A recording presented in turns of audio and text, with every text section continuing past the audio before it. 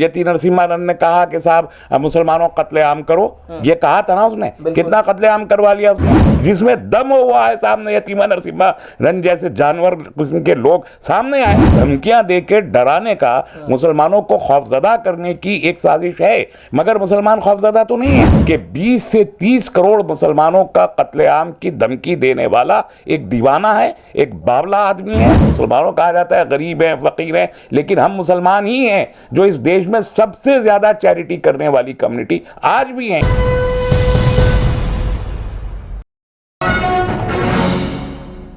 दासना देवी मंदिर के महंत यति नरसिंहानंद सरस्वती ने एक बार फिर से भद्दा बयान दिया है। इस बयान के बाद नरसिंहानंद सरस्वती के खिलाफ गाजियाबाद में एफआईआर दर्ज हो गई है धारा 153A और 295A के तहत, लेकिन अभी तक गिरफ्तारी की कोई खबर सामने नहीं आई है। इस बार के बयान में प्रधानमंत्री नरेंद्र मोदी, पृथ्वीराज चौहान और उसी के साथ साथ देश के बापू यानी महात्मा गांधी, इन सभी के खिलाफ अभद्र भाषा का इस्तेमाल किया गया है। प्रधानमंत्री नरेंद्र मोदी को और पृथ्वीराज को कहा गया है कि ये हिंदुओं के कातिल हैं। जो पृथ्वीराज चौहान ने किया वो ही प्रधानमंत्री नरेंद्र मोदी कर रहे हैं। हमारे साथ इस वक्त बातचीत करने के लिए मौजूद हैं MPCI के नेता डॉक्टर तस्लीम रहमानी। रहमानी साहब, बहुत बहुत स्वागत आपका। सवाल आपसे मेरा यह है कि नरसिंहानंद सरस्वती जैसे लोग, जिन पर आप पहले भी राय तो देते रहे हैं और इनके ऊपर सख्त कार्रवाई की मांग करते रहे, लेकिन वो मुद्दे वो थे कि उनमें वो मुसलमानों के खिलाफ बयान दे रहे थे। लेकिन आज जो बयान सामने आया है और जिसके बाद FIR हुई है, उसमें प्रधानमंत्री नरेंद्र मोदी, पृथ्वीराज चौहान और उसके साथ महात्मा गांधी, इन सभी को हिंदुओं का कातिल बताया गया है। देखिए, दो बातें हैं।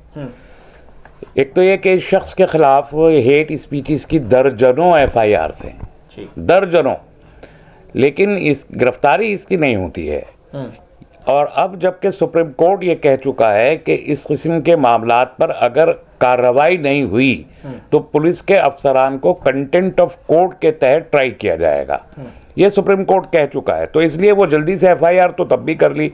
ऐसी क्या वजह है, यूपी पुलिस से पूछा जाना चाहिए कि वो इस शख्स को गिरफ्तार नहीं करते। दूसरे, अभी जो धाराएं लगाई हैं वो छोटी ही धाराएं हैं। अभी तो प्राइम मिनिस्टर को भी उसने बुरा कहा, एक लफ्ज़ कातिल का इस्तेमाल किया जाना वजीर आज़म के लिए एक बहुत बड़ी बात है। उस पर मुल्क से गद्दारी का मुकदमा भी डालना चाहिए, जो नहीं डाला, और जेल डाल के ट्राई करके बिल्कुल साबित शुदा है हर बात, और एक फास्ट ट्रैक कोर्ट में ट्राई करके इस किस्म के लोगों को और सज़ा मिलनी चाहिए, कम से कम 3 साल की सज़ा के लिए। अब देखिए, आजम खान ने एक तकरीर में वजीर आजम को कुछ कहा और इतनी सख्त बात नहीं कही जितनी यति नरसिम्हा ने। फौरी तौर पर उनके खिलाफ मुकदमा भी हुआ, 2019 में मुकदमा हुआ था। इलेक्शन स्पीच थी वो कोई नॉर्मल स्पीच, नॉर्मल डेज की स्पीच नहीं थी। इलेक्शन स्पीच में बहुत कुछ कहा जाता है, लेकिन उस मुकदमा हुआ और 3 साल की जेल हो गई। और फौरी तौर पर अभी कल सुप्रीम कोर्ट ने इस मामले में भी कहा, इलेक्शन कमीशन से पूछा कि ऐसी क्या उजलत थी कि आपने फौरी तौर पर आजम खान की मेंबरशिप भी रद्द कर दी असेंबली की। तो एक जानिब आपके फैसलों का अंदाज ये है कि एक शख्स अगर ज़रा सा भी लीक से हटके कुछ बोल दे तो उसके खिलाफ सज़ा देने का अमल इतना तेज़ होता है, और दूसरा शख्स हैबिचुअली एक क्रिमिनल है, हैबिचुअल क्रिमिनल है, फ्रस्ट्रेटेड है, और उस फ्रस्ट्रेशन में वो पूरे मुल्क को, मुल्क की तारीख को, मुल्क के एस्टैब्लिशमेंट को गाली दे रहा है, और आप सिर्फ एक FIR दर्ज करके बैठ जाते।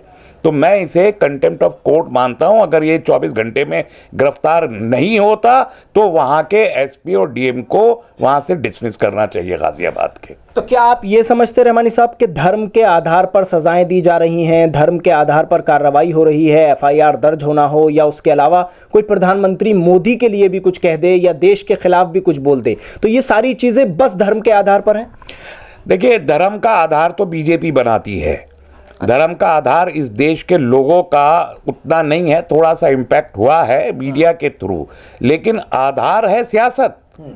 इस पॉलिटिक्स में जो आपको जो एस्टैब्लिशमेंट का मुखालिफ है उसके खिलाफ तेज मुकदमात दर्ज होंगे, और जो एस्टैब्लिशमेंट को जरा सा भी फेवर करता है, अब जैसे यति नरसिम्हा है, ये शख्स फ्रस्ट्रेटेड है, और फ्रस्ट्रेशन ये है कि बीजेपी की सरकार आ जाने के बावजूद उसके हाथ कोई लड्डू नहीं लगा है, उसका ये मसला है। तो ऐसे आरएसएस और बीजेपी में ऐसे बहुत सारे लोग हैं जिनको इस 10 साल यानी 8 साल हो चुके, 8 साल के एस्टैब्लिशमेंट में कोई भी ओहदा हाथ नहीं लगा है, नंबर बढ़ाने की कोशिश करते रहे लेकिन हाथ नहीं लगा। मसला ये है कि बीजेपी और आरएसएस के दौर में जो ये हेट स्पीचेस होती हैं और जिस तरीके के कत्लेआम की धमकियां दी जाती हैं, उसकी बड़ी वजह ये होती है कि ये मुसलमानों को गाली दे के पार्टी में अपने नंबर बढ़ा के ओहदे हासिल करना चाहते हैं, टिकट हासिल करना चाहते हैं पार्लियामेंट और असेंबलियों के, और जब वो नहीं मिलता तो फिर वजीर आजम को भी गाली देने लगते हैं। ये हाइट है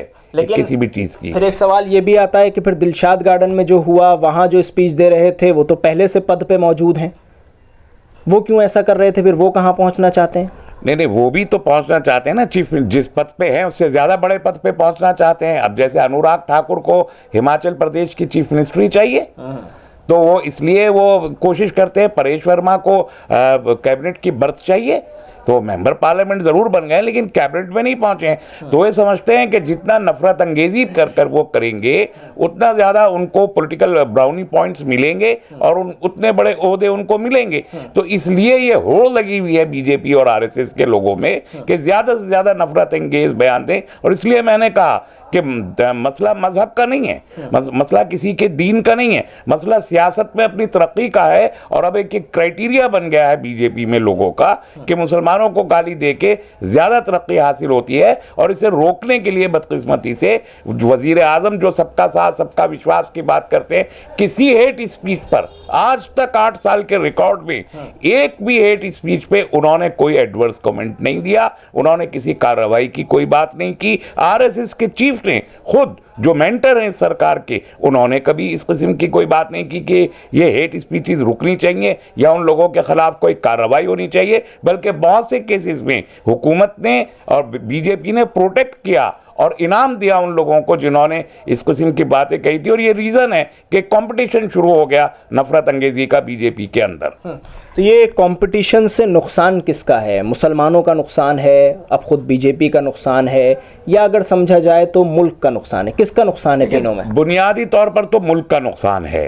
और आप वो मैं इसलिए साबितशुदा तौर पर कह रहा हूं कि जो इंडिया का सेफ्टी इंडेक्स है, यानी वर्ल्ड में जो सेफ्टी इंडेक्स कैलकुलेट किया जाता है, उसमें इंडिया 147वें मकाम पर आके गिर गया।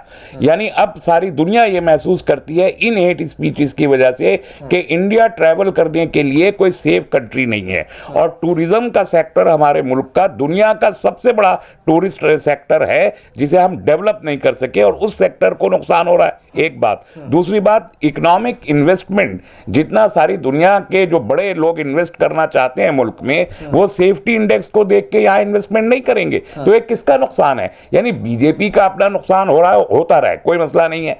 यही तो पार्टियां हैं, कांग्रेस हो, बीजेपी हो, कोई भी हो, उसके ऊपर नीचे होते रहते हैं। उनका नुकसान हो, फायदा हो, ज्यादा फर्क नहीं पड़ता, लेकिन मुल्क का नुकसान हो रहा है इन सब से। और वजीर आजम अगर मुल्क के लिए अपने आप को इतना बड़ा नेशनलिस्ट कहते हैं तो उनकी जिम्मेदारी है कि वो इस सिलसिले को रोके। जब कोर्ट्स इतनी बड़ी बड़ी यहां पर तबसरे कर रहे हैं और इंस्ट्रक्शंस दे रहे हैं, वजीर आजम क्यों नहीं बोलते?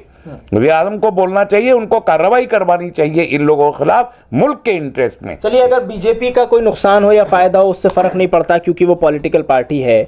मुल्क के फायदे नुकसान से फर्क पड़ता है, मुसलमानों के फायदे नुकसान से फर्क पड़ता है, नहीं पड़ता?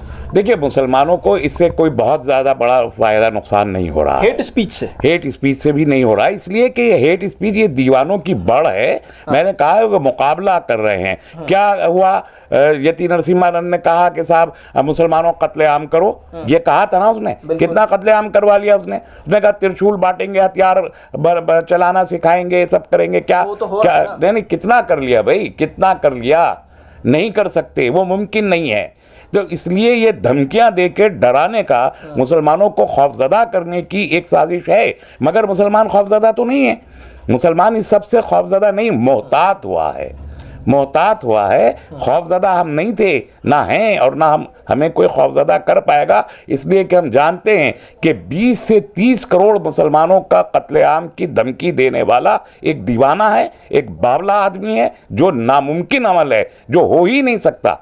इसलिए ये मैं कोई गलत लफ्ज़ इस्तेमाल नहीं करना चाहता। कुछ जानवर होते हैं जो जानवर इस किस्म की आवाज़ें निकाला करते हैं, और उनकी आवाज़ों से कोई ट्रेन रुकती नहीं है। लेकिन आर्थिक बहिष्कार की बात की गई है, उसको तो आप समझेंगे ना। क्या आर्थिक बहिष्कार हुआ? क्या वो मुमकिन है? आप ये बताइए। लोगों ने आधार कार्ड चेक किए या नहीं किए? जो सामान बेचने कॉलोनियों में पहुंचे उनसे पूछा गया या नहीं पूछा गया कि तुम्हारा क्या नाम है? क्या हमारी अर्थव्यवस्था सब्जी बेचने वालों पर डिपेंड करती है, या हमारी अर्थव्यवस्था डिपेंड करती है अजीम प्रेम जी के ऊपर? हमारी अर्थव्यवस्था डिपेंड करती है अजीम प्रेम जी के ऊपर, जो इस दुनिया के मालदार तरीन लोगों, 10 मालदार तरीन लोगों में से एक हैं, जो मुल्क के सबसे ज्यादा मालदार लोगों में से इंतहाई ईमानदार लोगों में, क्योंकि मालदार तो बहुत सारे लोग हैं जो यहां से पैसा चुरा के भाग गए। विजय माल्या, नीरव मोदी, ललित मोदी, ये पता नहीं मोदी नाम में ऐसी क्या तासीर है कि नीरू भी और ललित भी सब मोदी लगा लेते हैं अपने नाम के आगे। ये सब तो चोर हैं, पैसा लेके भागे देश का। लेकिन अजीम प्रेम जी चोर नहीं है, कारोबारी है, और इतना बड़ा कारोबारी है कि एक वक्त में कोविड के टाइम में 50,000 करोड़ रुपए वजीर आजम को दान देने की क्षमता रखता है। मतलब मुसलमानों कहा जाता है गरीब हैं, फकीर हैं, लेकिन हम मुसलमान ही हैं जो इस देश में सबसे ज्यादा चैरिटी करने वाली कम्युनिटी आज भी हैं, इस हालत में भी हैं। और उसकी एक सबसे बड़ी मिसाल खुद अजीम प्रेम जी हैं, जिन्होंने इतना बड़ा चंदा दिया। क्यों नहीं दे दिया अंबानी ने, क्यों नहीं दे दिया अडानी ने? तो ये इकोनॉमिक बाइकाट कर देंगे क्या? कर सकते हैं क्या अजीम प्रेम जी का? कोई माई का लाल मुझे कहे कि अजीम प्रेम जी के प्रोडक्ट्स को हम मुल्क के बाहर भी नहीं बिकने देंगे, मुल्क के अंदर भी नहीं बिकने देंगे। आप कहिए कि सिप्ला की दवाएं आप नहीं खरीदेंगे, जिसमें दम हुआ है सामने यतीमा नरसिम्हा रन जैसे जानवर किस्म के लोग सामने आए और कहें कि वो सिप्ला की दवाएं नहीं खरीदेंगे, वो कार्ड की दवाएं नहीं खरीदेंगे, वो हिमालय ड्रग्स को नहीं खरीदेंगे, वो हमदर्द की दवाएं नहीं खरीदेंगे। बोलिए, है जरूरत तो? क्या इकोनॉमिक बाइकाट की बात करें? 2 सब्जी वालों का बाइकाट करके उनके आधार कार्ड देख के आप इकोनॉमिक बाइकाट कर सकते हैं? ये धमकियां हैं और ये खौफजदा करने की एक नाकाम कोशिश है। चलिए, शुक्रिया बातचीत करने के लिए। रहमानी साहब, पूरे मुद्दे पर डॉक्टर तस्लीम रहमानी एमपीसीआई के नेता हमारे साथ इस वक्त मौजूद थे। उन्होंने साफ तौर पर कहा कि नरसिंह आनंद सरस्वती जैसे लोग एक नहीं अनेकों आ जाएं, लेकिन ना तो मुसलमानों का आर्थिक बहिष्कार किया जा सकता है और ना ही मुसलमानों को जिस तरह से धमकाने की बात की जा रही है, काटने मारने की बात की जा रही है, इस तरह की कोई चीज नहीं हो सकती है। ना मुसलमान कल खौफ में था, ना आज है। और उसके साथ साथ सबसे बड़ी बात कही है कि देश के प्रधानमंत्री नरेंद्र मोदी के खिलाफ जिस तरह से जबान खोली गई है, तो अब कम से कम देश तोड़ने की साजिश का एक मुकदमा तो नरसिंह आनंद सरस्वती के खिलाफ बनना ही चाहिए। दिल्ली से कैमरा पर्सन नाजिम के साथ न्यूज़ MX के लिए साहिल नकवी।